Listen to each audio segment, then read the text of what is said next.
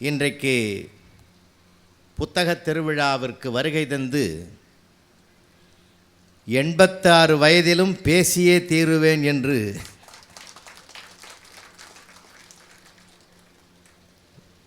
ரொம்ப பலமாக ஒரு கைத்தட்டல் கொடுங்களேன்.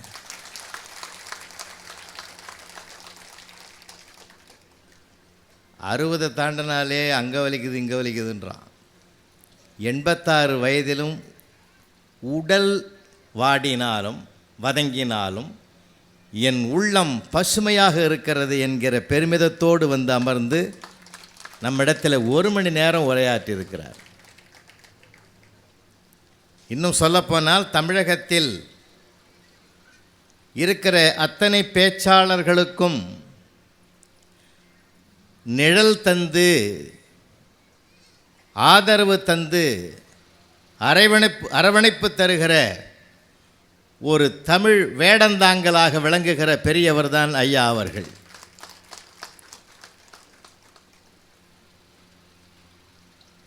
எத்தனையோ தமிழறிஞர்களை களம் கண்டவர்.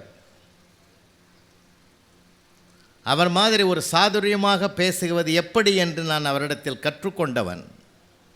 சொல்லப்போனால் எனக்கு ஞான குருவாகவும் திகழக்கூடிய ஐயா அவர்களை வணங்கி மகிழ்கிறேன்.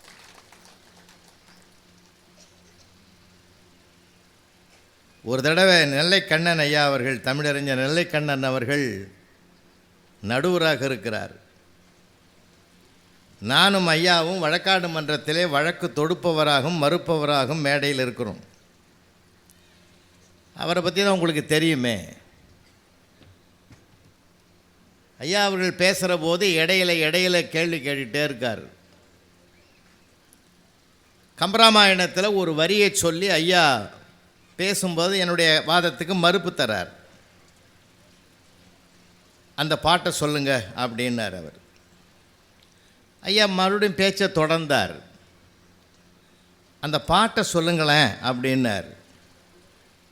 அவரும் எவ்வளோதான் பொறுப்பார், வச்சுக்கிட்டா வஞ்சனை பண்ணுறேன்னாரு. அந்த கூட்டம் அப்படியே அலை மோதி ரசித்து இனி கேட்கவே கூடாதுன்ற அளவுக்கு அவரை உட்கார வச்சுட்டுது. பல மேடைகளில் நான் பார்த்துருக்கிறேன், பல மேடைகளில். ஏன்னா ஒரு பேச்சாளன் வந்து அச்சப்படக்கூடாது, அந்த வாழ்ந்தே தீர்வோம்ன்றதுக்கு அவரே உதாரணத்துக்கு நான் சொல்கிறேன். பாண்டிச்சேரி மேடையில் நான் கண்ணால் பார்த்ததை சொல்கிறேன். தமிழறிஞர் தமிழறிவு மணியன் உட்காந்துங்கிறார். ஐயா அவர்கள் பேச வர்றார்.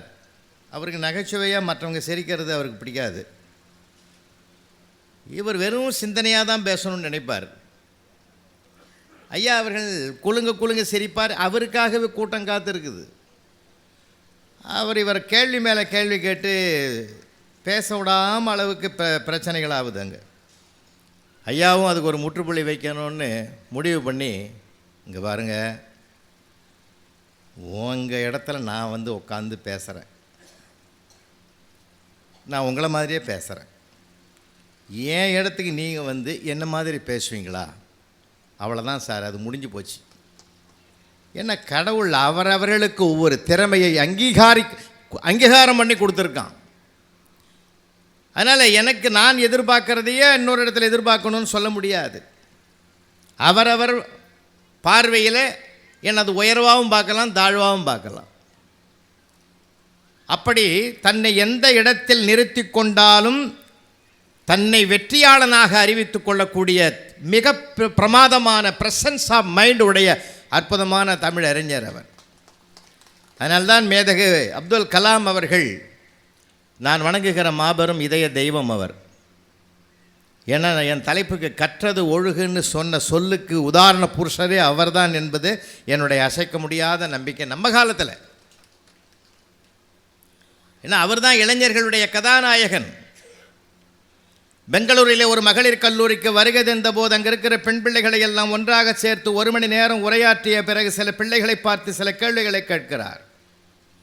லாரா தத்தா, ஐஸ்வர்யா ராய், சுஷ்மிதா சென் யார் என்று கேட்டபோது ஒரு பெண் சொன்னால் உலக அழகிகளாக தேர்வு செய்யப்பட்டவர்கள் என்று பதில் சொன்னபோது மேதக அப்துல் கலாம் ரசித்தார். சரி, சபாஷ் சபாஷ் சொன்னார். அவர்கள் ஏன் தேர்ந்தெடுக்கப்பட்டார்கள்? இன்னொரு பெண் சொன்னாள், அழகாக இருந்தார்கள், தேர்வு செய்யப்பட்டார்கள். சரி, இன்னும் சிந்திக்க முடியுமா? அறிவுபூர்வமாக சில கேள்விகளை கேட்டார்கள், அறிவுபூர்வமான பதிலை சொன்னார்கள், அதனால் அவர்கள் தேர்வு செய்யப்பட்டார்கள். சபாஷ். இதையும் தாண்டி சிந்திக்க முடியுமா? அங்கே டே ஸ்காலரா சேலத்தை சார்ந்த ஒரு பெண்மணி அங்கே தங்கி படிக்கிறவள் தூரத்தில் உட்கார்ந்து கொண்டு இந்த நிகழ்வுகளை பார்த்து ரசித்து கொண்டிருந்த அந்த பெண் எழுந்து ஓடி வந்து மேதக கலாம் அவருடைய கையை பிடித்து கொண்டு, அங்கிள் இந்த கேள்விக்கு நான் பதில் சொல்லட்டுமான்னு கேட்டார். சொல்லுமான்னார். லாரா தத்தாவும் ஐஸ்வர்யா ராயும் சுஷ்மிதா சென்னும் ஏன் தேர்வு செய்யப்பட்டார்கள் தெரியுமா? அவர்கள் கலந்து கொண்ட போட்டியில் நான் கலந்து கொள்ளவில்லை, அதனால் அவர்கள் ஜெயித்தார்கள். எந்த இடத்தில் நான் இருந்தாலும் நான் தான் ஜெயிப்பேன் என்கின்ற நம்பிக்கை எவருடைய உள்ளத்தில் தீபமாக பிரகாசிக்கிறதோ அவர்களால் தான் வாழ்க்கையில் ஜெயிக்க முடியும். ஐயாவரிடத்தில் நாங்கள் கற்ற பாடங்கள் ஏராளம். கொள்முதல் செய்கிற தமிழ் கடல் அவர். உண்மையிலேயே இன்றைக்கு அவரோடு பேசுவது எனக்கு ரொம்ப மகிழ்ச்சி தந்தது. தனிப்பட்ட முறையில் அவரிடத்தில் நான் திருக்குறளார் ஐயா முனுசாமி அவருடைய கையை பிடித்து கொண்டு தான் மேடைக்கு முதலாக வந்தவன். அடுத்ததாக அறிஞர் ஔவை நடராஜன் அவர்களோடு பல ஆண்டுகள் பயணம் செய்தேன். பிதாமகர் பேராசிரியர் கண சிர்சபேசன் அவர்களோடு பல ஆண்டுகள் நாங்கள் பயணித்தோம். அவரை மாதிரி ஒரு நகைச்சுவையாளர் ஐயா அவர்களுக்கு ரொம்ப ஐயா அவர்கள் அவர் ரொம்ப பிடிக்கும். அவருக்கு அவர் மறக்கவே முடியாது. நகரத்தார். அவர் பேச ஆரம்பித்தால் எவரும் நகரமாட்டார். அற்புதமானவர். இன்னும் சொல்ல போனால் பத்மஸ்ரீ விருது பெற்று தமிழுக்கே பெருமை சேர்த்த தமிழறிஞர் சாலமன் பாப்பையா அவர்களுக்கு ஆசிரியர் அவர். இப்போ சமீபமாக 2 வருஷம் இல்லை. அற்புதமான மேது. சொல்லுக்கு சொல்ல அப்படியே இருப்பார். 25 ஆண்டுகளுக்கு முன்பு திருமழிசை ஒத்தாண்டீஸ்வரர் கோயிலை தாண்டி இருக்கிற மாரியம்மன் கோயிலுக்கு நாங்கள் போகிறோம் பேசுறது காரில். நல்லா நினைவில் வச்சுங்க. டிரைவர் பேர் பெருமாள். வளைக்க முடியாத, அப்போல்லாம் மண் ரோடு, வளைக்க முடியாத இடத்துல சேரிங்க வளைச்சான் பெருமாள். கையில் வந்துடுத்து. ஐயா கேட்டார், பெருமாளே கையில் என்ன? சக்கரம் சுவாமின்னா. இவர் சும்மா இல்லை, சங்கு எங்கேன்னார். இன்னும் கொஞ்சம் நேரத்தில் ஊதிடுவாங்கன்னா. ஏன்னா பெருமாள்லாம் சங்கு சக்கரம் இருக்கும்ல. அப்போ தான் அவர் சொன்னார், என்னையா இந்த மாதிரி நாங்கள் உயிரை கையில் பிடிச்சவரை நீங்கள் பேசி இடுக்கண் வருங்கால் நகுகன்னு ஐயன் திருவள்ளுவன் சொன்னது எவ்வளோ பெரிய சிறப்புன்னு அப்போ போய் பாடம் நடத்த ஆரம்பித்தார். அற்புதமான மனிதர். அவர்களோடெல்லாம் நாங்கள் பழகிறதுனால இவர்கள் இமயங்கள் மேடைக்கு ஒரு பேச்சு, வாழ்க்கையில் ஒரு பேச்சு என்பதல்ல, இவர்களே கற்றபடி ஒழுகக்கூடிய பெருமைக்குரியவர்கள் என்பதனாலே ஐயா அவர்களோடு இணைந்து பேசுவதில் நான் பேரானந்தப்பட்டேன். ஒரு அற்புதமான கூட்டம். எண்ணிக்கையில் அதிகமானவர்களிடத்தில் இப்போ சென்னிமலை போயிருந்தோம் 4 நாளைக்கு முந்தி. திரும்பன திசையெல்லாம் கூட்டம். ஏறத்தாழ அந்த முருகனுடைய அந்த தைப்பூசத்தை ஒட்டி வந்த அந்த விழாவில் ஒரு 10,000 பேராவது இருக்கும். எண்ணிக்கையில் நாங்கள் அதிகமாகவும் பேசியிருக்கிறோம். இன்றைக்கு எண்ணத்தில் வலிமையானவரிடத்தில் பேசுவது ஒரு சுகமான பயணம் என்று. ஏன்னா புத்தக திருவிழாவுக்கு இவ்வளோ பேர் அமைதியாக உட்காந்து கேட்கறதுன்றதே பெரிய விஷயம் சார். புத்தக திருவிழா அந்த ஊரில், எங்கள் ஊர்லலாம் கிராமத்தில் எல்லாம் தைப்பூச விழா, பொங்கல் விழா, காணும் பொங்கல் விழா அதெல்லாம் தான் நடக்கும். அங்கே எல்லாமே வீதியில் கடைகள் இருக்கும், பொருள்கள் தான் வாங்கிய பழக்க வழக்கம் இருந்தது.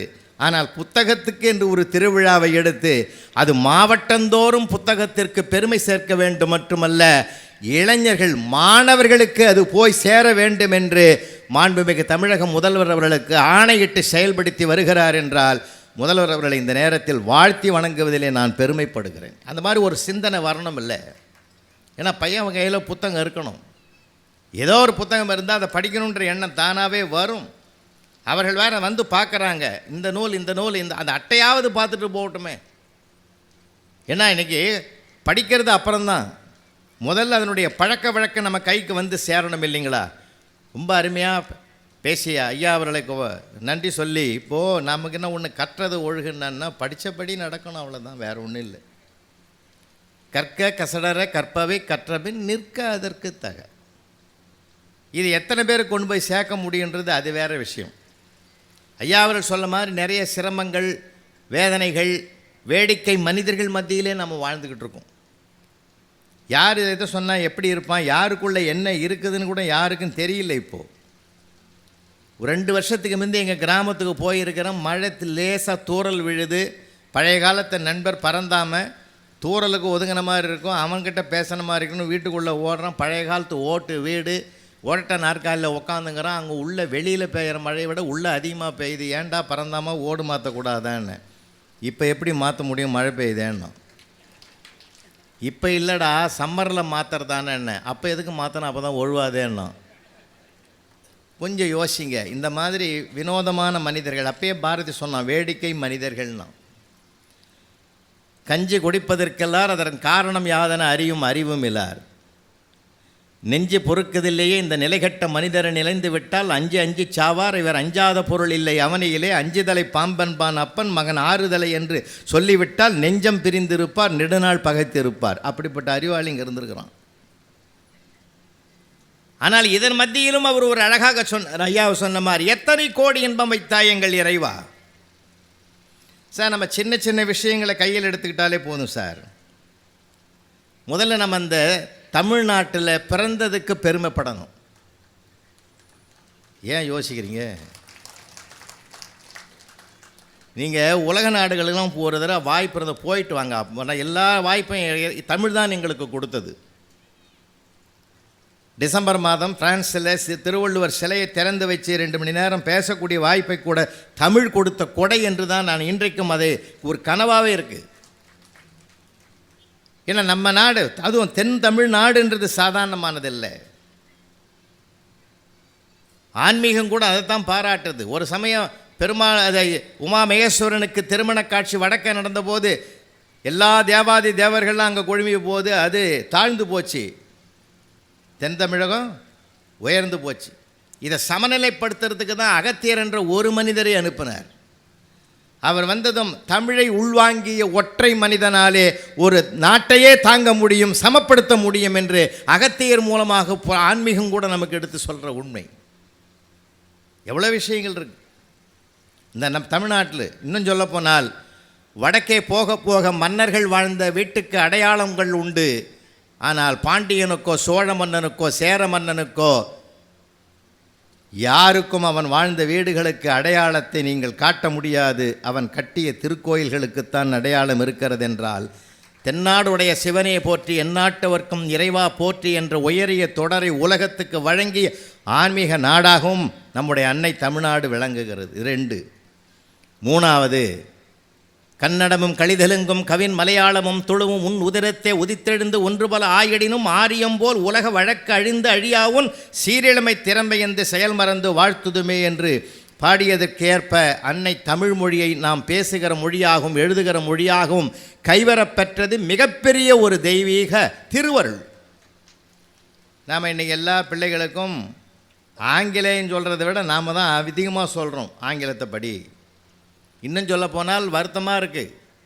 ஒரு காலத்தில் ஐயா அவர்களுக்கு தெரியும், அவங்க காலத்துலேயும் நாங்கள் படித்த காலத்தில் எப்படின்னு கேட்டால், ஆங்கிலத்தில் ஒரு சொல்லுக்கு அர்த்தம் தெரியலைன்னா தமிழில் இருக்கக்கூடிய அதுக்கு நிகரான வார்த்தையை சொல்லி ஆங்கிலத்தை புரிய வைத்தார்கள். இப்போ தமிழில் அவனுக்கு அர்த்தம் தெரியல, ஆங்கில வார்த்தையை சொல்லி அவங்களுக்கு புரிய வைக்கக்கூடிய ஒரு அவலத்திற்கு நாம் வந்திருக்கிறோம்.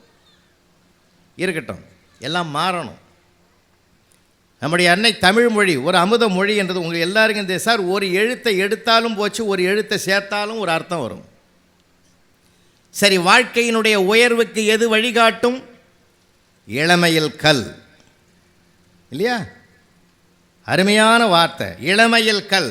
இளமையில் படி, வாழ்க்கையினுடைய உயர்வு உனக்கு தானாக அமையும். சரி, தாழ்வு எங்கே வரும்? இளமையில் கல். ஒரு எழுத்தை மாற்றுங்க. கல் அப்படின்ற எழுத்தையும் கல் என்ற எழுத்தையும் ஒரு எழுத்து மாறினாலே அதன் மூலமாக அதனுடைய உயரத்தையும் தாழ்வையும் உணர்த்தக்கூடிய ஒரு சிறப்பு நம்ம மொழிக்கு இருக்கிற அழகு. இளமையில் கல் என்பது ஒரு வார்த்தை, இளமையில் கள் என்பது இன்னொன்று. இன்றைக்கு மானுட சமுதாயம் எப்படி இருக்குது? ஐயா அவர்கள் நிறைய செய்திகள் சொன்னாங்க. அதனால தான் கிளாஸில் படிக்கிற பிள்ளைகள்லாம் காலையில் வந்தாங்க, இன்றைக்கி வந்திருப்பாங்க. சயின்ஸ் டீச்சர் சொல்லுவார், அந்தம்மா சொல்லும், புரிஞ்சு படி, புரிஞ்சுக்கோ, மனப்பாடம் பண்ணாத. மேத்ஸ் டீச்சர் வரும், புரிஞ்சுக்கோ, மனப்பாடம் பண்ணாத. வரலாற்று டீச்சர், அதுவும் புரிஞ்சுக்கோ, மனப்பாடம் பண்ணாத. ஆனால் தமிழ் சொல்லிக் கொடுக்குற ஆசிரியர், இந்த பகுதியை மனப்பாடம் பண்ணு, இந்த பகுதியை மனப்பாடம் பண்ணு. ஏன் தெரியுமா? ஒரு ஹாஸ்பிட்டலில் மருத்துவர்கள் பயிற்சி பெறுகிறார்கள் என்றால் பதப்படுத்தப்பட்ட ஒரு உடற்கூறுகளை ஆராய்ச்சியிலே பார்த்து தான் பழகி அதை படிப்பார்கள். அப்போது மருத்துவர் சொல்லுவார், இந்த உடம்பு பதப்படுத்தப்பட்ட உடம்பு. தமிழில் நம்ம கிராமத்தில் சொல்லுவாங்க, பாடம் செஞ்சு வச்சிட உடம்புன்னுவாங்க. பாடம் செய்து வைத்த உடம்பு என்றால் பக்குவப்படுத்தப்பட்டது என்று அர்த்தம். ஒவ்வொரு மனிதனுடைய மனதையும் பக்குவப்படுத்தப்பட வேண்டுமென்றால் சில தமிழ் வார்த்தைகள் மனதிலே பதிய வேண்டும். அதனால்தான் அறம் செய்ய விரும்பு, ஆறுவது சினம், ஏல்வது கரவேல், ஈவது விளக்கன்னு அந்த அற்புதமாக வரிகளையெல்லாம் மனதில் பதிய வைத்து மனப்பாடமாக இருந்தால் தான் அது மனதை பக்குவப்படுத்துவது. ஏன்னா மனசை பக்குவப்படுத்துகிற ஆற்றல் நம்ம மொழிக்கு மட்டும்தான் இருக்கிறது. அதனால தான் தமிழில் மட்டும்தான் மனப்பாட பகுதின்னு வச்சுருக்கோம். இதை மார்க் வாங்கிறது இல்லை, அது மார்க் வாங்கிறது இல்லைங்க. இன்றைக்கி ஏன் இதை நான் வலியுறுத்துறேன்னா, இன்றைக்கு அறிவும் திறமையும் வளர்ந்திருக்கிறது. ஆனால் ஐயா அவர்கள் சொன்ன மாதிரி பண்பாடுகள் சரிந்திருக்கிறது. ஐயா சொன்னாங்களே, நேர்மையாக வாழணுன்னாங்க, அது அந்த தன்மை குறைந்திருக்குது. நிறைய சில விஷயங்கள் பேசலாம். அறிவுக்கு பஞ்சமே கிடையாது சார். ஒருத்தன் டாக்டர்கிட்ட போனான், மனோதத்துவ டாக்டர்கிட்ட போனான். டாக்டர் நான் கட்டிலில் படுத்துங்கிறேன், ராத்திரி பூரா தூக்கம் வர மாட்டேன்னுது. யாரோ கட்டிலுங்கீழே படுத்துங்கிற மாதிரியே எனக்கு ரொம்ப ஃபீலிங்காக இருக்குது. திடுக்குன்னு மூச்சு பார்க்குறேன், ஆனால் ஒருத்தனும் இல்லை. 5 நிமிஷத்துக்கு ஒரு தடவை மூச்சு பார்க்குறேன், ராத்திரி பூரா தூக்கம் கட்டு போச்சுன்னா. டாக்டர் மனசுக்குள்ள கணக்கு போட்டார், ஒரு 5 சிட்டிங் இவனை வர வைப்போம், 1 மணி நேரம் இவனுக்கு ஒரு பயிற்சி கொடுப்போம். ஒரு சிட்டிங்க்கு 2000 ரூபான்னா 10,000 ரூபாய் ஆகும். 5 சிட்டிங் வரணும், ஒவ்வொரு சிட்டிங்கில் 1 ஹவர் பயிற்சி கொடுப்பேன்னார். எப்போ ஆரம்பிக்கலான்னார். அவன் பார்த்தான், 10,000 ரூபா கொடுக்குறத விட நிரந்தரமாகவே என் தூக்கத்துக்கு எடுத்துருவா என் வீட்டம்மா. அதனால் எங்கள் வீட்டில் ஒரு வார்த்தை சொல்லிவிட்டு வரேன்ட்டு போனவன் 1 மாதமாக வரவே இல்லை அந்த பக்கம். ஒரு நாள் கோவில் பக்கமாக அவன் வரும்போது டாக்டர் பார்த்துட்டார். என்னப்பா ஒரு நாளில் வீட்டில் கேட்டுட்டு வரேன்னு சொன்னால் ஆளையே வரலேன்னு. அதெல்லாம் ஒன்றும் இல்லை டாக்டர், இப்போ அந்த மாதிரி கனவுலாம் எனக்கு வர்றதில்லை.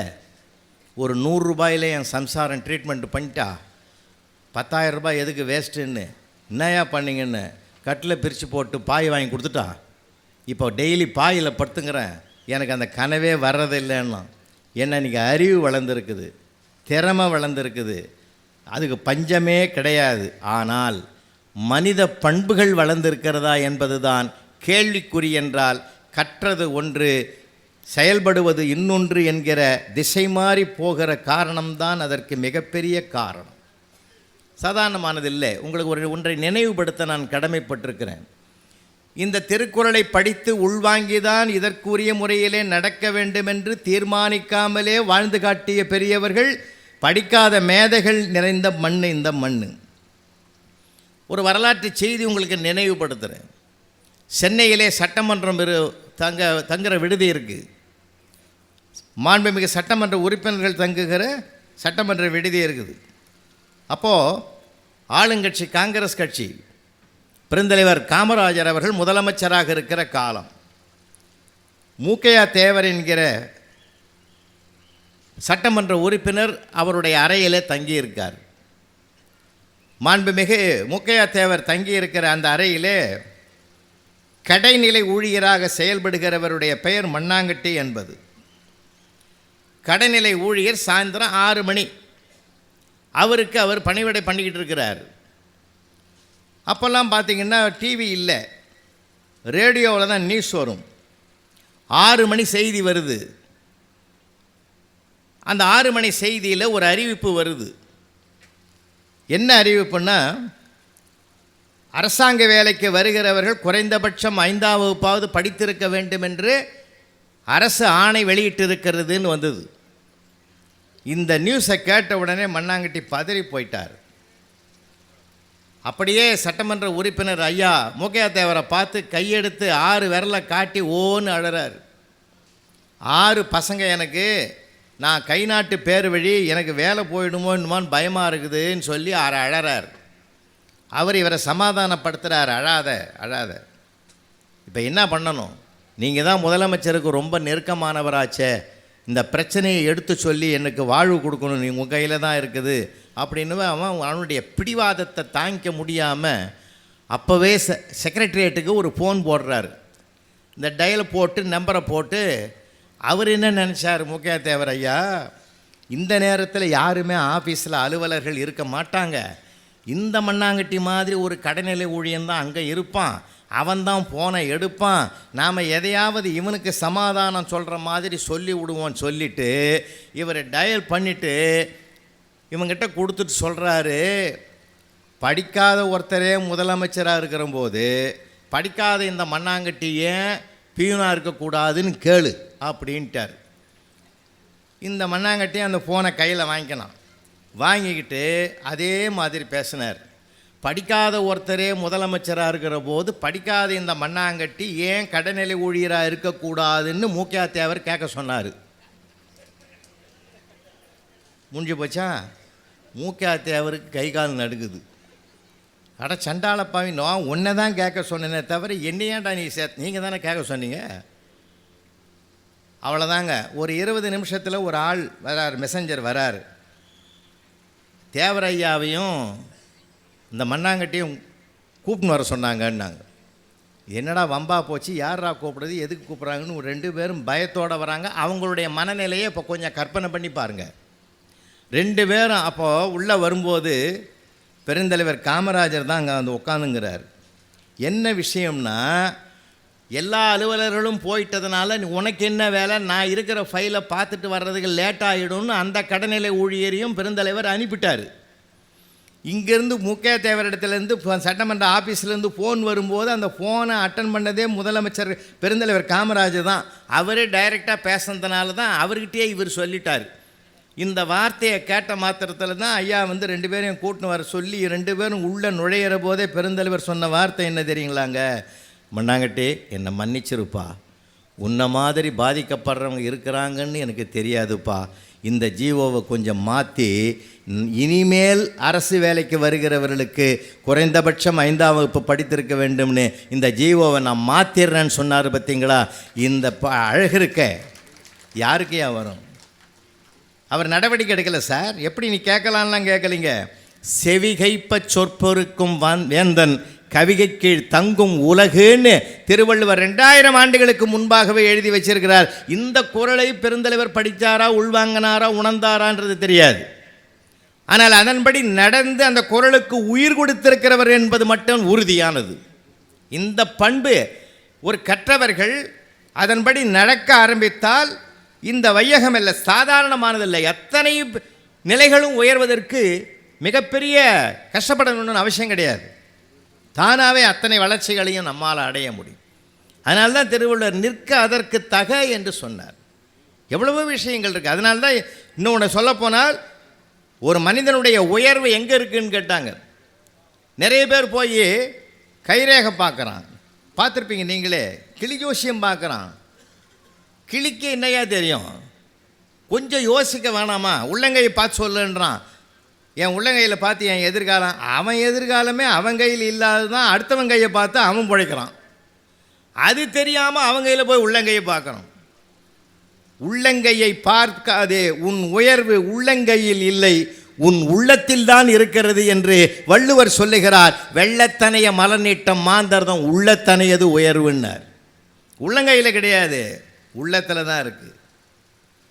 இன்றைக்கு இருக்கிற நிலைகள், அவல நிலைகள் என்ன? அன்றைக்கி கூட ஒரு பொண்ணு போய் ஜோசியர்கிட்ட கேட்குது, கை ரேகை பார்க்குறவட்ட, சார் ஐயா என்னுடைய ரேகையை பார்த்து சொல்லுங்கள், எப்படி என் லைஃப் அமையும்? அவர் சொல்கிறார், நீ காதலிச்ச பையனையே கல்யாணம் பண்ணிக்குவோம்மா. அந்த பொண்ணு சொல்லுது, குறிப்பாக எந்த பையன்னு சொல்லிட்டு நான் ரொம்ப சுலபமாக இருக்கோம்னு. இன்றைக்கி எப்படி போகுது கொஞ்சம் சிந்திக்க வேண்டியது. எப்படியெல்லாம் சொல்லிக் கொடுத்து எப்படியெல்லாம் வளர்த்த மண் இந்த மண். ஒரு அற்புதமான வாழ்க்கை முறைகளை சொல்லிக் கொடு. ஏன்னா வீடு என்பது தான் மனித பயிற்சி கொடுக்கிற இடம். அங்கே பட்டம் கொடுக்கப்படுவது இல்லை. ஒரு மனித தன்மையையும் பண்பாட்டையும் கலாச்சாரத்தையும் கொடுக்கக்கூடிய ஒரு இல்லற வாழ்க்கையை பெற்ற இந்த மண்ணில் பலர் அங்கே தான் பெறுகிறார்கள். அப்பாவும் அம்மாவும் தான் தன்னுடைய முன் உதாரணமாக இருக்கிறார்கள். அதைத்தான் மேதக அப்துல் கலாம் அவருடைய வாழ்க்கையில் நம்ம பார்க்குறோம். இன்னும் சொல்ல போனால் அன்புக்குரியவர்களே, இந்த மண்ணில் அதிசயங்கள் பல நிகழ்ந்திருக்கிறது. கத்தியின்றி இரத்தமின்றி யுத்தம் ஒன்று வருகிறது என்று நாமக்கல் கவிஞர் ராமலிங்கம் பிள்ளை பாடியதற்கேற்ப அகிம்சையை கையில் எடுத்துக்கொண்டு அதையே ஆயுதமாக்கி சத்திய பாதையிலே நடந்து எந்த சூழ்நிலையிலும் என்னை நான் இழக்க மாட்டேன் என்று தன்னை சுய கட்டுப்பாட்டுக்குள்ளே கொண்டு வந்து செயல்பட்டு அத்தனை துன்பங்களையும் துயரங்களையும் சொல்லப்போனால் இதந்தரு மனையை நீங்கி இடர்மிகு சிறைப்பட்டாலும் பதந்தரு இரண்டும் மாறி பழிவுகிந்து இழிவுற்றாலும் விதந்தரு கோடி என்னல் விளைந்தனை அழித்திட்டாலும் சுதந்திர தேவி நின்னை தொழுதிடல் மறக்கலேனே என்று மகாகவி பாரதி பாடியது போல தன்னை இழக்காமலேயே இந்த தரணி முழுவதும் பவனி வந்து இந்திய தேசத்துக்கு சுதந்திரம் பெற்றுக் கொடுத்த அண்ணல் காந்தியடிகள். அவரை நெறிப்படுத்தியது எது? ஒவ்வொரு தமிழனும் அறிந்து கொள்ள வேண்டிய அற்புத செய்தி அது. அவருடைய குரு டால்ஸ்டாய்க்கு கடிதம் எழுதுகிறார். நான் எந்த புத்தகத்தை முழுமையாக படித்தால் அகிம்சை முறையிலே சத்தியத்தின் பாதையிலே நான் விடுதலை பெற முடியும், எனக்கு ஆலோசனை கூறுங்கள் என்று டால்ஸ்டாய் இடத்திலே கேட்கிறார். டால்ஸ்டாய் சொல்லுகிறார், நான் குறிப்பிட்டு சொல்ல வேண்டுமென்றால் இந்திய நாட்டில் தமிழ்நாட்டில் 2000 ஆண்டுகளுக்கு முன்பு வாழ்ந்த தமிழ் அறிஞன் திருவள்ளுவர் எழுதிய திருக்குறளில் 6 குறட்பாக்களை உனக்கு நான் தருகிறேன். இந்த அனைத்தும் படிக்க வேண்டாம்.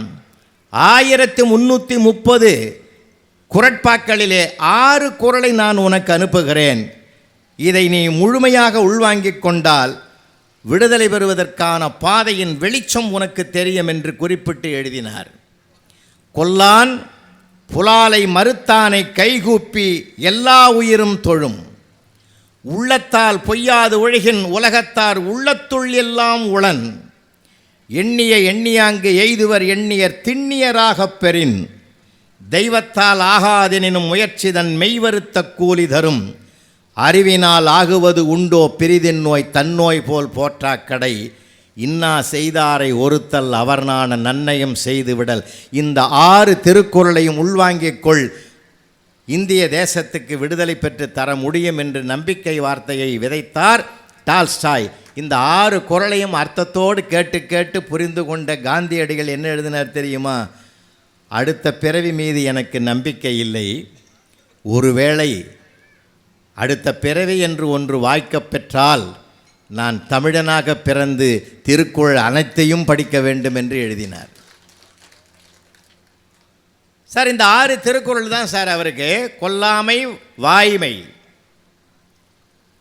அடுத்தவன் துன்பத்தை தன் துன்பமாக எடுத்துக்கொண்டு அதற்கான தீர்வு, இவற்றை 6 குறளையும் உள்வாங்கிக் கொண்டுதான் விடுதலைக்கு அவர் புறப்படுறார். அப்போ டால்ஸ்டாய் இந்த 6 திருக்குறளை, நம்மக்கிட்ட எத்தனையோ சொத்துக்கள் இருக்குது. ஐயா அவர்களுடன் சாந்துணையும் கல்லாதவாறுன்னார். ஆப்ரேஷன், புற்றுநோய்க்கான ஆப்ரேஷன் பண்ணணுன்னும் போது பேரறிஞர் அண்ணா சொன்னார், என்னுடைய அறுவை சிகிச்சையை ஒரு நாளைக்கு தள்ளி போடுங்கள்னு சொன்னார் டாக்டர்கிட்ட. ஏன் என்று கேட்டபோது, நான் படித்து கொண்டிருக்கிற புத்தகத்தை இன்னும் முடிக்க ஒரு நாள் ஆகும் என்று சொன்னார் என்றால் அவர் சொன்ன குறளுக்கு உதாரணமாக இருந்திருக்கிறார். எவ்வளவு! அதனால்தான் 2 பேர் இந்திய தேச வரலாற்றிலேயே சொல்லப்பட வேண்டிய செய்தி என்னவென்றால், 2 அறிஞர்கள் அந்த நூலகத்திற்கு உள்ளே நுழைந்தால் அவர்கள் வெளியே போன பிறகுதான் நூலகமே மூடப்படும். ஒருவர் பேரறிஞர் அண்ணா, இன்னொருவர் அண்ணல் அம்பேத்கர். வடக்கேயும் தெற்கேயும் வாழ்ந்து உலகத்துக்கு காட்டிய அறிஞர்கள். அதனால்தான் அமெரிக்க அதிபர் ஒபாமா எழுதினார், என்னை தலைவனாக்கிய நூல் எது தெரியுமா?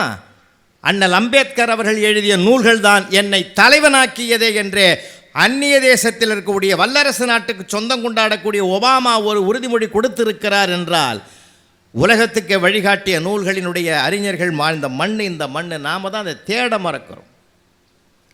அப்போது ஒரு நூலை படிப்பது என்பது மிகப்பெரிய அழகு. அதை படித்தபடி அதன்படியே உள்ளே நுழைந்து அந்த மனித பண்புகளோடு வாழ்வது என்பது. ஏன்னா படிப்பு இருக்கிறது, படிப்பை விட தாண்டியது பண்பாடு.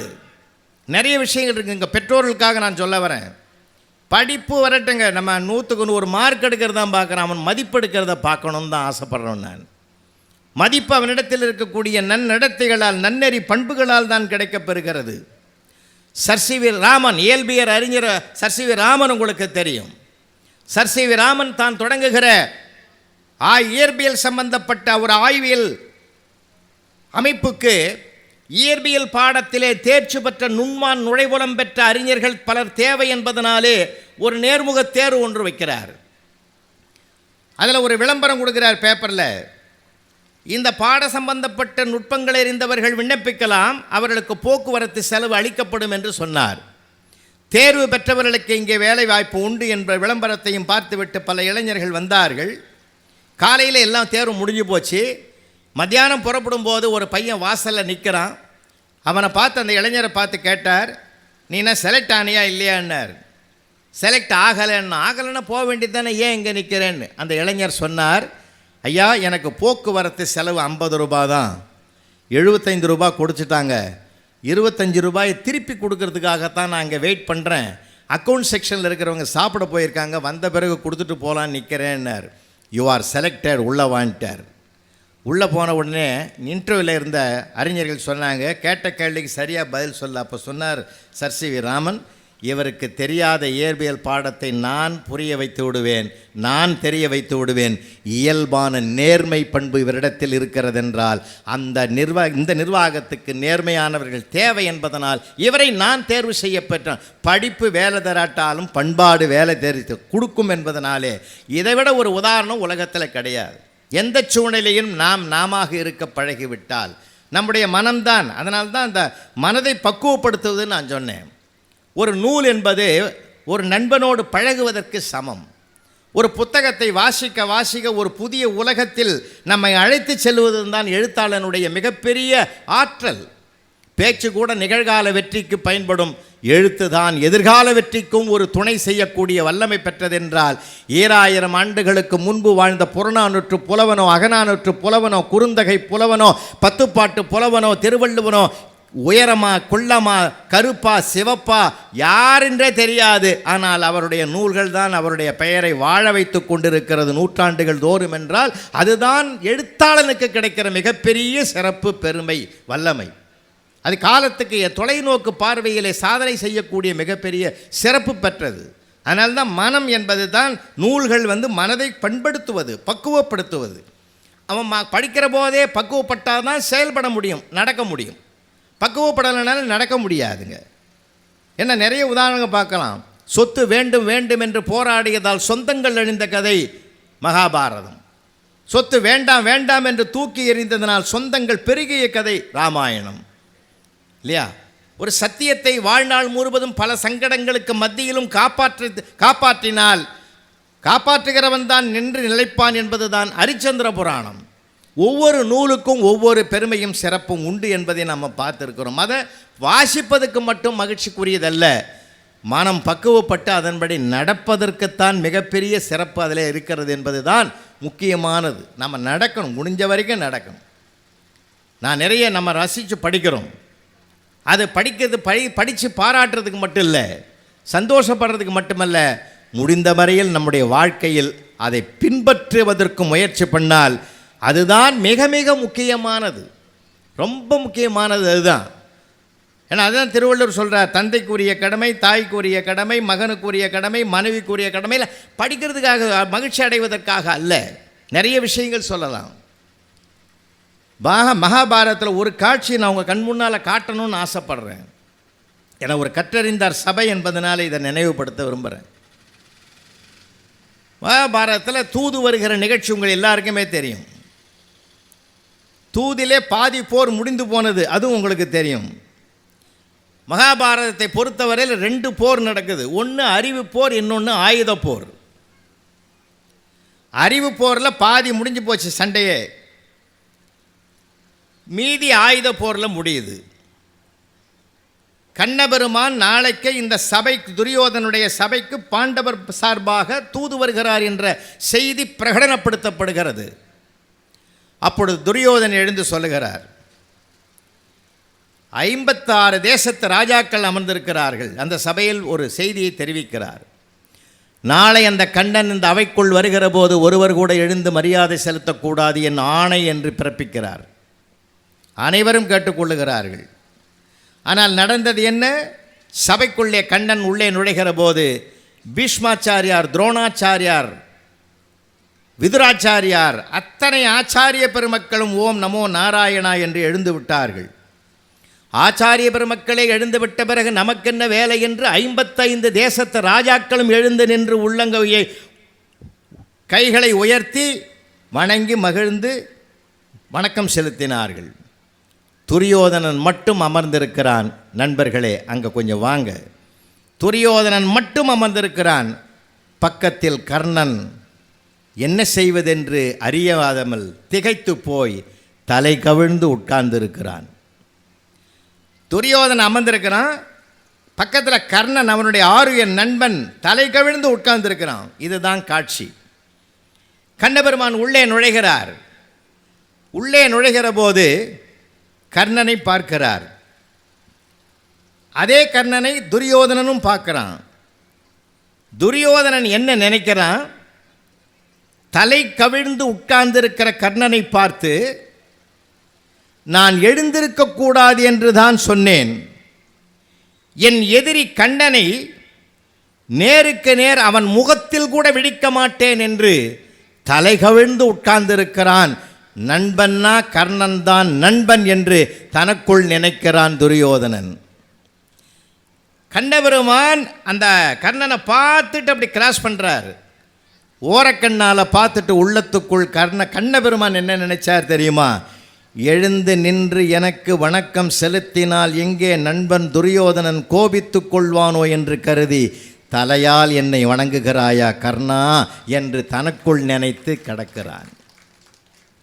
காட்சி ஒன்று. ஆனால் துரியோதனுடைய கருத்து வேற. அவனுடைய மனோபாவத்துக்கு தகுந்தார் போல் அவன் தீர்மானிக்கிறான். ஆனால் கண்ணன் தனக்குரிய மனோபாவத்தோடு அதை தீர்மானிக்கிறான்.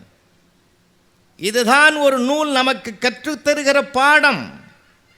நீ பார்ப்பது எதுவானாலும் உன்னுடைய உள்ளத்தில் அதை உயர்வாக பார்க்க பழகு.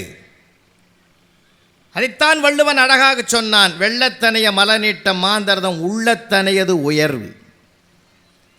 அப்ப கண்ணனை போல நம்ம அந்த உயர்ந்த பார்வை நமக்கு வேண்டும். எதையுமே வாழ்க்கையில் ஜெயிக்கணும்னா உயர்ந்த பார்வை நமக்கு வேணும். அந்த தாழ்வு மனப்பான்மையை விட தற்கொலை உலகத்திலே கிடையாது. என்னாலும் முடியும்ன்ற நம்பணும். சார், முதல்ல விட்ட ஏவுகணை நிலவு நோக்கி போன ஏவுகணை பொய்த்து போய்விட்டது. உலக நாடுகளில் உள்ள அத்தனை நாளேடுகளிலும் கேலி செய்தி எழுதியது. லட்சக்கணக்கான மைல்களுக்கு அப்பால் இருக்கக்கூடிய நிலவு மண்டலத்துக்கு சென்றால் செலவாகிவிடும் என்று அதனுடைய பிம்பம் கடலில் தெரிந்தது. இங்கே சென்று விட்டதுன்னு கடலில் விழுந்த அந்த ஏவுகணையை நினைச்சு எல்லாரும் ஏளனம் பண்ணான். மேதகு அப்துல் கலாம் அந்த திட்டக்குழுவினுடைய தலைவராக இருந்து செயல்பட்டவர் என்ன பண்ணார்? மன வருத்தத்தோட அன்றைய பாரத பிரதமராக இருந்த அன்னை இந்திரா காந்தி இடத்திலே வந்து சொன்னார், மறுபடியும் ஒரு 100 கோடி ரூபாயை ஒதுக்கினால் நான் நிச்சயமாக விண்ணை தொடுகிற நிலவு மண்டலத்தை சென்று சேருகிற விண்கலத்தை தயாரிக்கிறேன்னு. திட்ட கமிஷனில் பணம் இல்லைன்ட்டாங்க. வருத்தத்தோடு திரும்புகிற போது அன்னை இந்திரா காந்தி அம்மையார் சொன்னார், பிரைம் மினிஸ்டர் ஃபண்டிலிருந்து 100 crore உங்களுக்கு தரேன், உங்கள் நம்பிக்கையை நான் மதிக்கிறேன், நீங்கள் முயற்சி செய்யுங்கள் என்று அனுமதி கொடுத்தார்கள். எண்ணி 3 மாதங்களில் அந்த விண்கலத்தை தயாரித்து விண்ணிலே செலுத்துகிற போது அதற்கு என்ன பெயர் வைத்தார் தெரியுமா? அப்துல் கலாம் அக்னி ஏவுகணை என்று பெயர் வைத்தார். ஏன் தெரியுமா? நிலம், நீர், தீ, காற்று, ஆகாயம் என்ற பஞ்சபூதங்களிலே நெருப்புதான் பள்ளத்தில் வைத்தாலும் அது மேல் நோக்கித்தான் தீபம் எரியும் என்றால் இந்த விண்கலம் மேல் நோக்கித்தான் போகும், கீழ் நோக்கி வரவே வராது என்று முழுமையான நம்பிக்கையோடு செலுத்தினார். அது மாபெரும் வெற்றியை தொட்டது. அதைத்தான் நம்ம முயற்சி. அவர் கற்றுக் கொடுத்த பாடம் எது தெரியுமா? முயற்சிகள் தோற்கலாம், முயற்சிக்க தோற்காதே. முயற்சிகள் தோற்கலாம், முயற்சிக்க தோற்காதே. அதுதான் நமக்கு அவர் கற்றுக் கொடுத்திருக்கிற மிகப்பெரிய பாடம். எவ்வளவு நம்முடைய உள்ளம்தான். ஏன்னா பகையை கூட மிகைப்படுத்துகிற செயல்களும் உண்டு, பகையை தணிக்கிற செயல்களும் உண்டு. மேற்கு ஜெர்மனி, கிழக்கு ஜெர்மனி வரலாற்றில் படிக்கிறோம். ஒன்றா இருந்த ஜெர்மனி ரெண்டா பிரியுது, மேற்கு ஜெர்மனி, கிழக்கு ஜெர்மனி.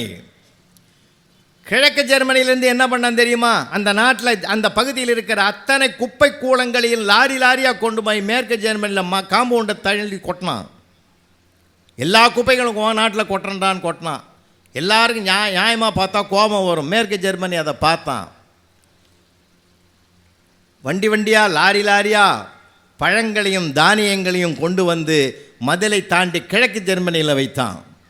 வச்சது மட்டும் இல்லை, ஒரு போர்டில் ஒரு வாசகம் எழுதினான். யார் யாரிடத்தில் என்னென்ன இருக்கிறதோ அதைத்தான் கொடுப்பார்கள் என்று எழுதி வச்சுட்டு வந்தான். சார், இது இங்கே செயல்படலை, அங்கே செயல்பட்டது. இன்னா செய்தாரை ஒருத்தல் அவர்னான நன்னயம் செய்து விடல்னு குரல் எங்கோ உலகத்தின் ஒரு மூலைக்கு சென்று சேர்ந்து இருக்கிறது என்றால் என்ன பெருமை. நாம் அந்த மாதிரி நடந்திருக்கிறோமா வாழ்க்கையில்? எதிர்த்தா தான் சார் பிரச்சனை. ஏன் அமைதியாக இருந்துட்டா? வாழ்க்கையில் ஒருவருடைய அமைதி, ஒருவர் பொறை, இருவர் நட்பு. நான் சார் பொன்மொழி, சாதாரணமான பழமொழி நமக்கு எவ்வளவு பெரிய அற்புதத்தை கொடுக்கிறது, பண்படுத்துகிறது. எங்கள் சார், நான் குக்கிராமத்தில் பிறந்து வளர்ந்தவன். எங்கள் கிராமத்தில் பேசுவாங்க சார் பெரியவங்க, ஏய் தலைகால் தெரியாமல் ஆடாத. இங்கேயும் சொல்கிறாங்களோ என்ன தெரியாது, தலைகால் தெரியாமல் ஆடாதரா, ஒரு லெவல் இருக்கட்டும் அப்படின்னுவான். நானே கேட்டேன், அது என்ன தலை தெரியுது காலும் தெரியுது, அது என்ன ஆடுறதாம தெரியாமல்? அப்போ தான் எங்கள் பாட்டி சொன்னாங்க, அது மகாபாரதம்டா, அதில் ஒரு மகாபாரத செய்தி இருக்குது. என்ன பாட்டின்னு கேட்டேன். துவாரகையில் கிருஷ்ண பரமாத்மா படுத்துக்கிட்டு இருக்கிற போது வருகிற பாரத போருக்கு அவரை படைத்துணைக்கு அழைக்க வேண்டும் என்று அர்ஜுனன் வரான், கால் பக்கம் உட்காடுறான். துரியோதனை வரான், அவர் ராஜா இல்லையா, தலை பக்கம் உட்காடுறான். அவர் ஏற்கனவே நிஜ தூக்கம் இல்லை, அது பொய் தூக்கம். யார் உட்காடுறான்னு அவருக்கு அதில் தெரியுது. டக்குன்னு என்ன மனுஷன் எழுந்தால் எங்கே பார்ப்போம்? தலை பக்கமாக பார்ப்போம், கால் பக்கம்தான் பார்ப்போம். அப்படி எழுந்திருக்கிற மாதிரி எழுந்திருக்கிறார். அர்ஜுனா எப்போ வந்த? இப்போ தான் வந்த. என்ன விஷயம்? வருகிற பாரத போருக்கு பாண்டவர் பக்கம் துணை இருந்து எங்களுக்கு வெற்றி தேடி தர வேண்டும்னு உள்ளங்கையை நீட்டினா, சத்தியம் பண்ணி ஓம் அப்படின்னு உறுதி கொடுத்துட்டார். அப்படியே டேர்ன் பண்ணார். துரியோதனா நீ எப்போ வந்த? நானும் அப்போ தான் வந்தேன். ஐயோ, நான் உறுதி கொடுத்துட்டேனே, வருகிற பாரத போருக்கு நீ வரமாட்ட, ஆனால் உன்னுடைய படைகளை எனக்கு கொடு. படைத்தவனை அர்ஜுனன் கேட்டான், படைத்தவன் படைத்த படைகளை துரியோதனன் கேட்டான். யார் ஜெயித்தான்? பாண்டவர்கள் ஜெயித்தான். ஏன்? கால் பக்கம் பணிவோடு உட்கார்ந்தான்.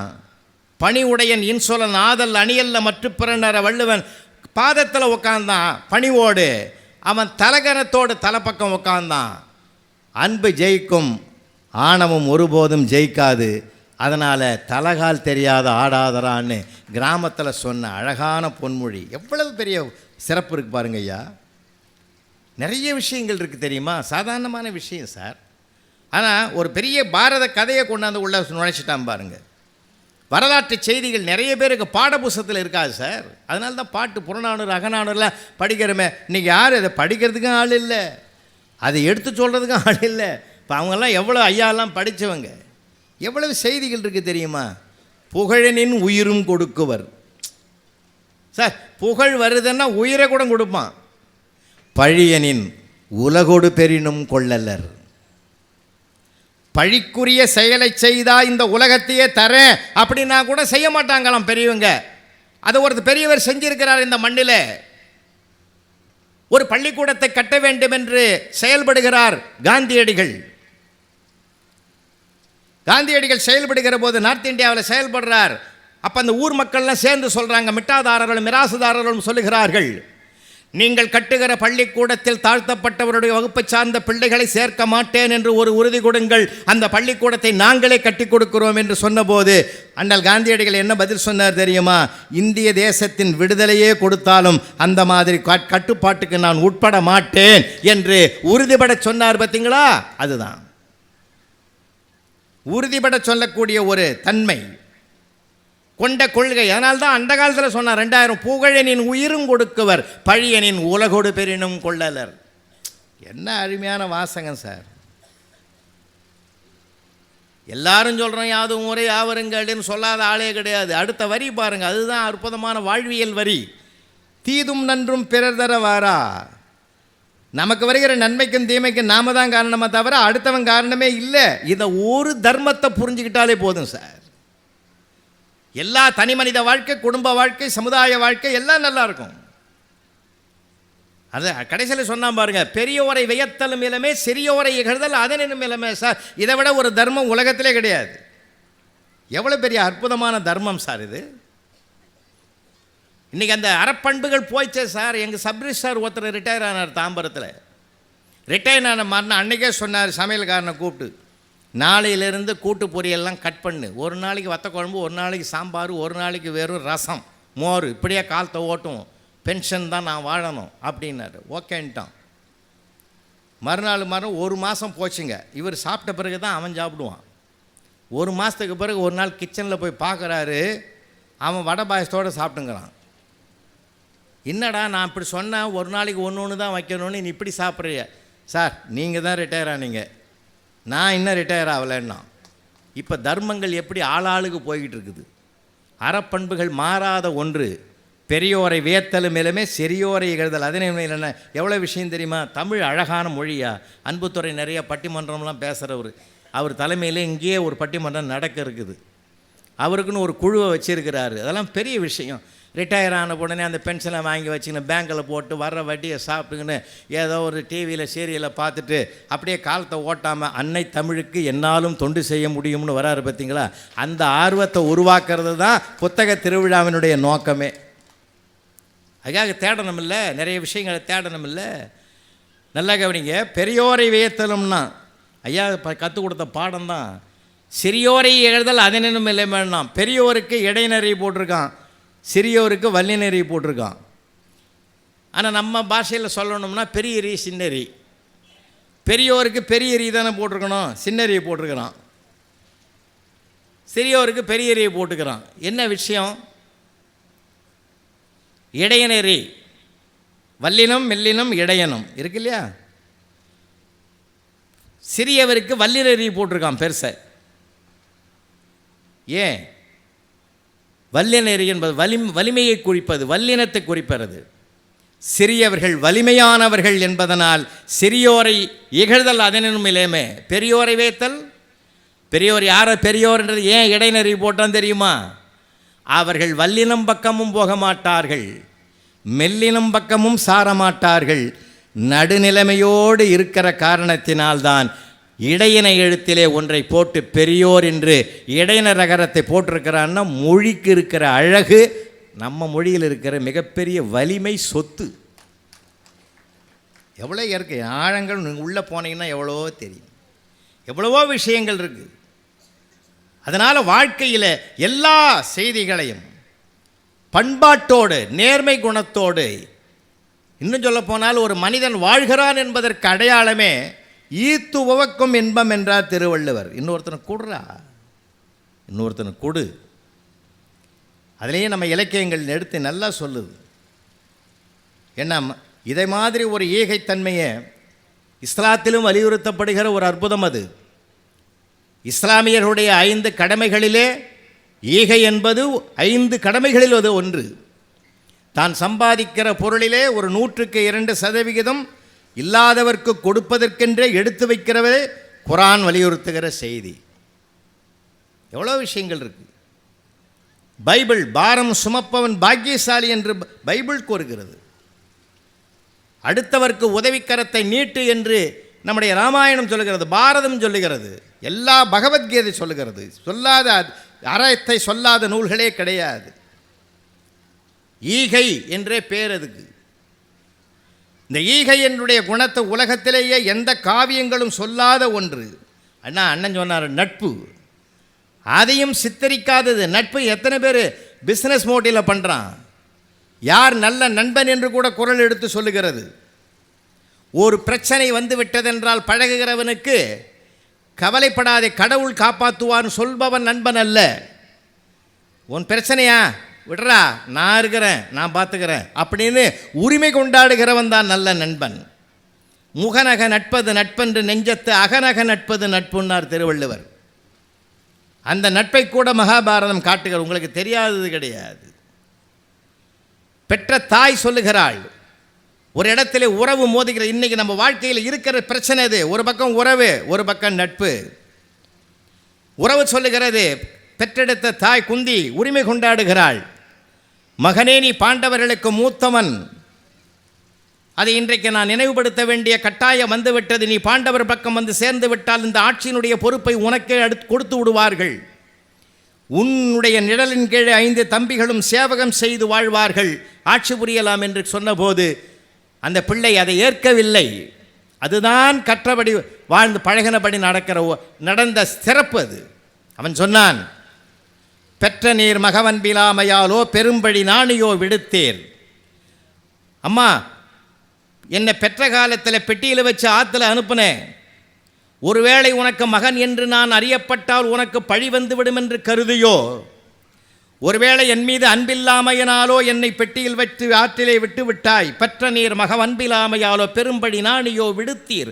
அற்றை நாள் தொடங்கி இற்றை நாள் வரை ஆருயர் துணையெனக் கொண்டு கூட உண்டு. அம்மா, ஒரு விஷயம் உனக்கு தெரியுமா? என்னுடைய ஆருயர் நண்பன் துரியோதனன் எப்படிப்பட்டவன் தெரியுமா? அவன் மகாராஜா, ராஜாக்களுக்கெல்லாம் ராஜா. அவன் ஆட்சி பொறுப்பிலே ஒவ்வொரு தேச பிரிவுகளுக்கும் முடிசூட்டுகிற போது மற்றவர்களை கொண்டு முடிசூட்ட வைப்பான். ஒரு காலத்தில் துரோணாச்சாரியார் வில்வித்தை வீரத்தை வெளிப்படுத்துவதற்கு இளைஞர்களுக்கு ஒரு வாய்ப்பு கொடுத்த போது அந்த அரங்கேற்றத்தில் நானும் பங்கு பெற்றேன். அர்ஜுனன் தன்னுடைய வில்வித்தையினுடைய வீரத்தினுடைய வெற்றி பாதையிலே செலுத்துகிற போது நான் உள்ளே நுழைந்து என்னுடைய வில்வித்தை வீரத்தை எல்லாம் வெளிப்படுத்துகிற போது அவனுக்கு பாடம் சொல்லிக் கொடுத்த ஆச்சாரியர் துரோணர் எங்கே தன்னுடைய மாணவன் தோற்று விடுவானோ என்று கருதி, வெற்றி என் பக்கம் வந்து விடுமோ என்று கருதி அஞ்சி தடுத்து நிறுத்தி என்னை பார்த்து கேட்டார், உன் குலம் எது, கோத்திரம் எது, உன் ஜாதி என்ன, நீ யார் என்று கேட்டபோது எந்த கேள்விக்கும் பதில் சொல்ல முடியாமல் தலை தாழ்ந்து நின்றேன் தாயே. அப்பொழுதுதான் ஒரு குரல் எழுந்தது, கற்றவர்க்கு ஜாதி இல்லை, செல்வம் பெற்றவனுக்கு ஜாதி இல்லை, அழகுக்கு ஜாதி இல்லை. இந்த வில்வித்தை வீரனுக்கு ஜாதியை கேட்கிறார் ஆச்சாரியாரே, இவனுக்கு என்ன அந்தஸ்து என்று கேட்கிறாய் அல்லவா? இப்பொழுது அந்தஸ்தை பிரகடனப்படுத்துகிறேன். அங்க தேசத்துக்கு இன்று முதல் இவன் அரசன் என்று அறிவித்தது மட்டுமல்ல, அவன் கையாலே கொண்டு வந்து கிரீடத்தை சூட்டினான். தாயே, அங்கீகாரம் கொடுக்க வேண்டிய நீ அஞ்சி ஒதுங்கி விட்டாய், அவன் எனக்கு அங்கீகாரம் கொடுத்தான். அப்படிப்பட்ட ஆருயர் நண்பன் என்ன செய்வான் தெரியுமா? அவன் ராஜபோகத்தில் இருப்பதனால் ஒவ்வொரு பொன் கிண்ணத்திலும் ஒவ்வொரு சாப்பாடு வரும். ஒரு உருண்டை எடுப்பான், அது போய்விடும். அடுத்த கிண்ணம் வரும், அதில் இன்னொரு உருண்டை எடுப்பான். எடுத்த கிண்ணத்திலேயே எடுத்து உண்டால் அது தன் எச்சிலை தானே உண்டதற்கு சமம் என்று கருதி அப்படி தொடவே மாட்டான். இதுதான் அவனுடைய உணவு உண்கின்ற பழக்கம். அப்படிப்பட்ட நண்பன் என்ன செய்தான் தெரியுமா தாயே? ஒரே தட்டில் என் எச்சிலை பகிர்ந்து உண்டானம்மா. நட்புக்கு களங்கம் கிடையாது, எச்சில் வேறுபாடு கிடையாது. அப்படி வேறுபாடற்ற நிலையிலே பழகியவன் அந்த நண்பன் துரியோதனனுக்கு துரோகம் இழைத்துவிட்டு பெற்ற தாய் அழைத்தாய் என்பதற்காக என் நட்புக்கு களங்கத்தை நான் விளைக்க மாட்டேன் என்று அவன் கற்றதைப்படி ஒழுகி இந்த சமுதாயத்திற்கு ஒரு முன் உதாரண புருஷனாக இருந்தான். பெரியோர்களே, அது மட்டுமா? அம்மா, நீயும் ஒரு பெண்மணி என்பதனாலே ஒன்றை நான் சொல்ல கடமைப்பட்டிருக்கிறேன். என்னுடைய ஆழ்மனதிலே இருக்கிற ஒரு செய்தியை உன்னிடத்தில் பகிர்ந்து கொண்டால் எனக்கு ஒரு ஆறுதலாக இருக்கும் என்று நான் பார்க்கிறேன். என்னுடைய நண்பன் துரியோதனுடைய மனைவி பானுமதி பானுமதியும் நானும் ஒரு நாள் சொக்கட்டான் ஆடிக்கொண்டிருக்கிறோம். ஒரு அறையில் அந்த விளையாட்டை விளையாடி கொண்டிருக்கிற போது பானுமதியினுடைய பார்வை உள்பக்க சுவர் போரமாக உட்கார்ந்து வாசல் பக்கம் பார்க்கிறது. என்னுடைய பார்வையோ உள் சுவர் பக்கம் பார்க்கிறது. ஆட்டம் வெறுவெறுப்பாக போய்கொண்டிருக்கிற நேரத்தில் திடீரென்று பானுமதி எழுந்தாள். நான் ஆட்டத்தில் மூழ்கிவிட்டதனால் இந்த காய்களை நகர்த்தி வெற்றி பெற்றே தீருவேன் என்கின்ற வேகத்தில் உணர்ச்சி வசப்பட்டிருந்த நேரத்தில் பானுமதி எழுந்து விட்டாள். எழுந்தவளை நான் என்ன செய்தேன் தெரியுமா? தோற்று விடுவோம் என்று எழுந்திருக்கிறாயா, அஞ்சாதே என்று அவளுடைய மேகலையை பிடித்து இழுத்து விட்டேன் அம்மா. இழுத்த நேரத்தில் என்ன ஆயிற்று தெரியுமா? அந்த மேகலையிலே கோர்த்து வைக்கப்பட்டிருக்கிற சின்ன சின்ன முத்துக்களெல்லாம் அருந்து சிதைந்து சிற ஓடுகிறது. அந்த அறையின் நாலா பக்கமும் ஓடுகிறது. அந்த மணிகளெல்லாம் உருண்டு ஓடுகிறது. என்ன செய்து விட்டோம் என்று நான் திரும்பி பார்த்தேன். துரியோதனன் வாசலிலே நிற்கிறான்.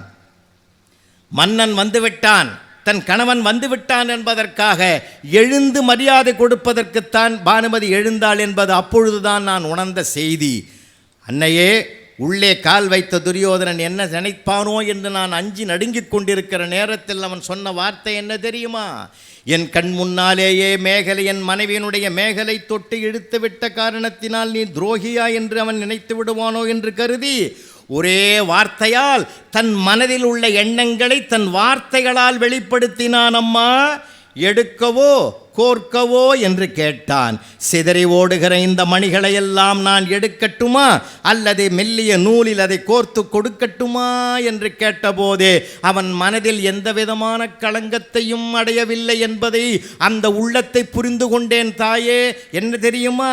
சின்ன சின்ன மணிகள் உருண்டு ஓடுகிற போது அதையெல்லாம் ஒன்றாக சேர்ப்பதற்கு மனம் பக்குவப்பட்டவனால் தான் முடியும். மனம் பதறாமல் இருந்தால்தான் முடியும். அது மட்டுமல்ல, அந்த சின்ன மணியிலே இருக்கக்கூடிய மெல்லிய அந்த துளையில் அந்த மெல்லிய நூலை விட வேண்டுமென்றால் நிதானம், பொறுமை இரண்டும் இருந்தால்தான் அதை சாதிக்க முடியும் என்றால், ஆடையை பிடித்து இழுத்து விட்ட ஒரு நிலையில் அவனுடைய மனம் பதற்றப்படவில்லை, பதறவில்லை. இந்த மணிகள் தான் சிதறியதே தவிர என் மனம் சிதறவில்லை என்று அதை வெளிப்படுத்த எடுக்கவா கோர்த்து கொடுக்கவா என்று கேட்டானே நண்பன். அந்த ஆருயிர் நண்பனுக்கு துரோகம் இழைத்து விட்டு பாண்டவர்கள் என் உடன் பிறந்தவர்கள் என்பதற்காக, அழைத்தவள் தாய் என்பதற்காக நன்றி கட்டத்தனத்தோடு நட்புக்கு துரோகம் செய்து விடுவேன் என்று நினைத்தாயா? வரமாட்டேன் என்று மறுத்தானே. கற்றது ஒழுகு.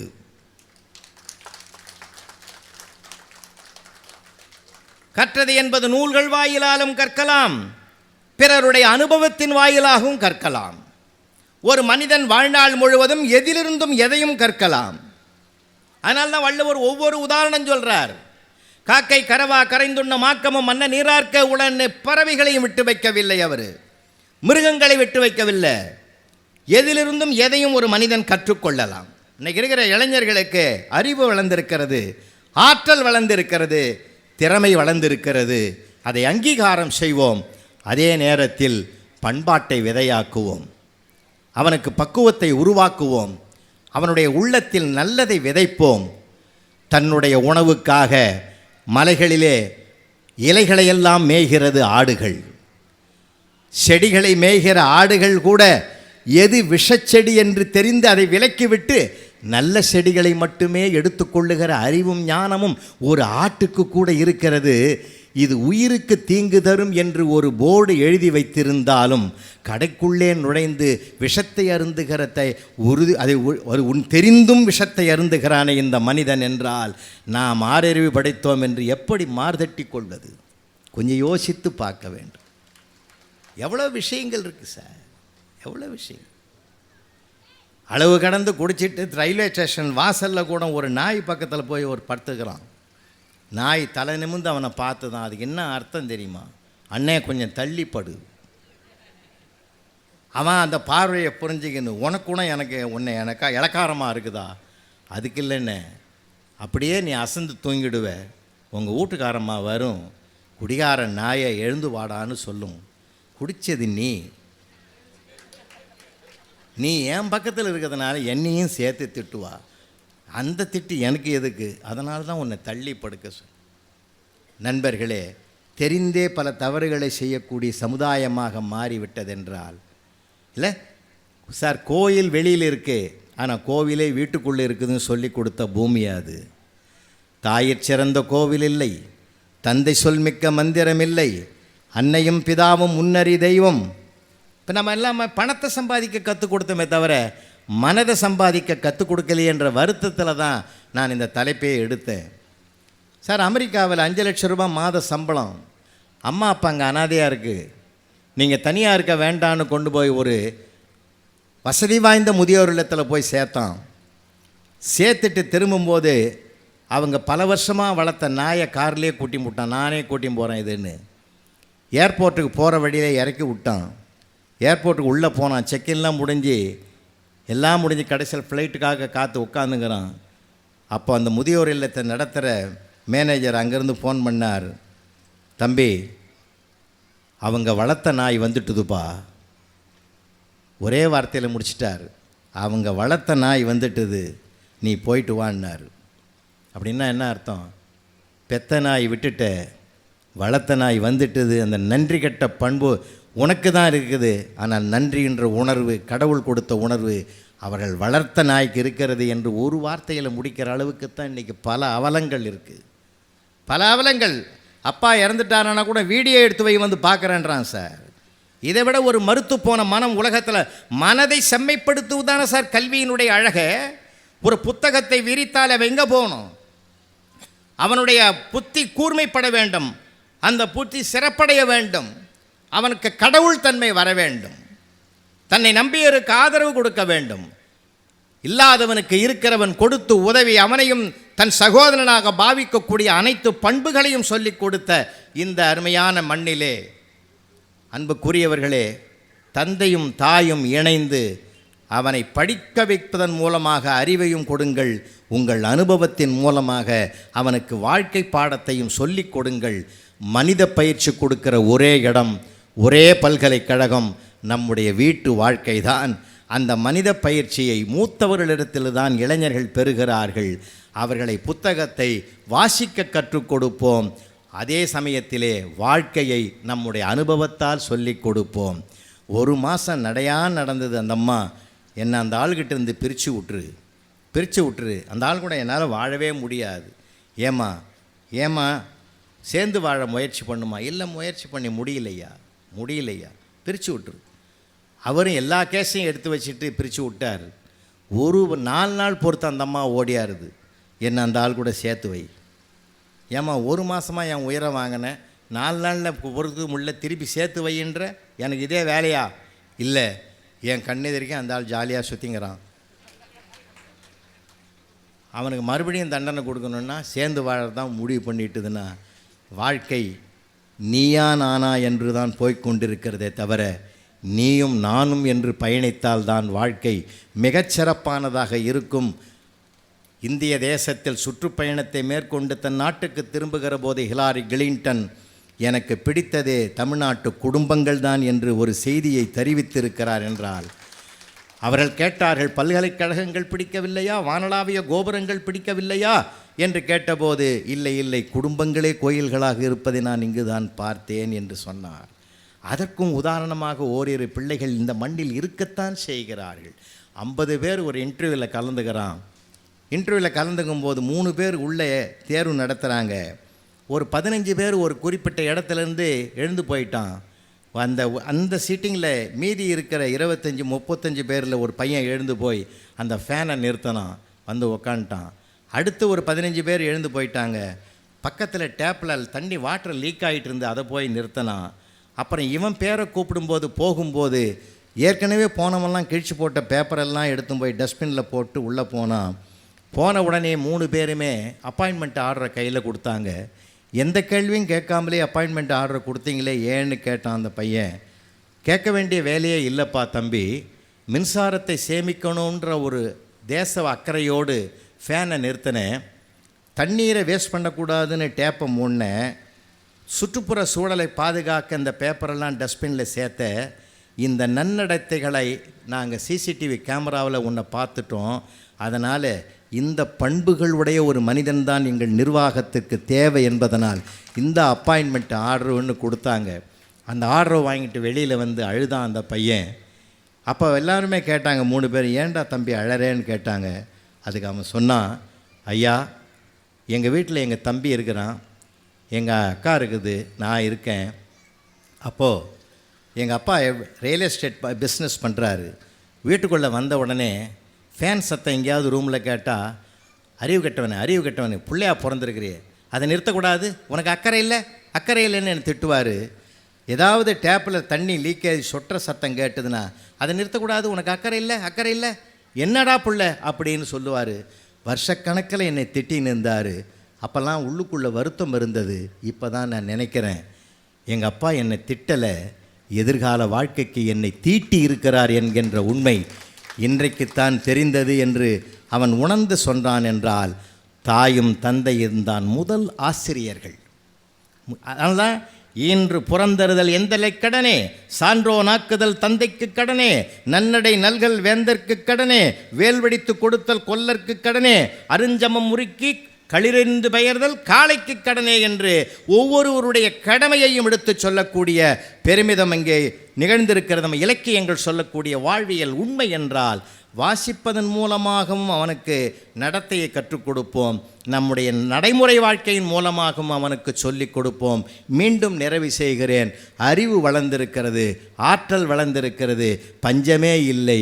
எங்கள் தாம்பரத்தில் ஒரு பெரியவர் யாரை பார்த்தாலும் மிரட்டுவார். அவரை பார்த்தாலே ஒருத்தம் கூட நிற்க மாட்டான். மனிதன் எப்போ ஜெயிக்கிறான்னு ஒரு வரியில் சொல்கிறேன். நீங்கள் வீட்டை விட்டு படியிறங்கி வீதிக்கு வந்தீங்கன்னா, அந்த கோடியில் 4 பேர் ஒன்றா நின்றுன்னு பேசிக்கிட்டு இருந்தான்னா, உங்களை பார்த்து முன்னோக்கி வந்தால் நீங்கள் ஜெயிச்சிட்டிங்க. நம்மளை பார்த்த உடனே தெருவாக ஓட ஆரம்பித்தான்னா நாம் தோற்று போயிட்டோம். வராண்டாப்பா மேற்படி ஆளுன்னு போயிட்டான்னா அந்த ஒரு செயல்லையே நாம் ஜெயிச்சோமா தோத்தமான்னு தெரிஞ்சுக்கலாம். அப்படி தான் ஒரு பையன் யாரை பார்த்தாலும் மிரட்டுவார். அந்த ஆளை பார்த்தாலே எல்லாம் பயப்படுவான். வில்லங்கமாக கேள்வி கேட்பார். அன்னைக்கு அவர் நேரம் என்னவோ தெரில, ஒரு 8th படிக்கிற பையன் அவர் கையில் சிக்கிறான்.